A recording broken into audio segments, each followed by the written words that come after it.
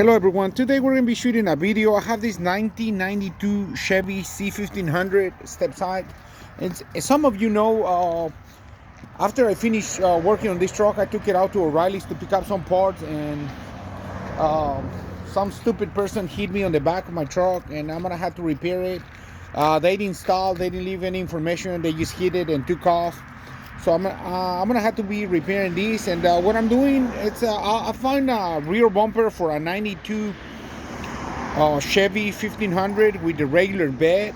The regular bed pretty much is different than the step side. You know, it just goes here all the way to the end, and it's flush here on the outside. However, I believe that the bumper is the same size, and I'm probably gonna have to modify it. The reason I'm changing the bumper, I used to have a roll pan that was really nice, but now I'm gonna put a bumper just in case some other stupid person decides to hit my truck on the back.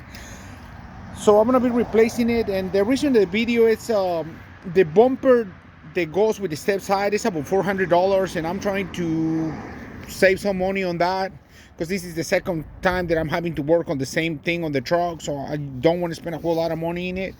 But I found a bumper for a regular flare side for a regular truck, and the bumper is $200. The one for the step side is about $400.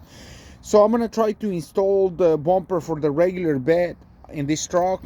I think it's possible. I'm gonna let you guys know whether it's possible or not. If you're in the same situation, you'll be able to save some money.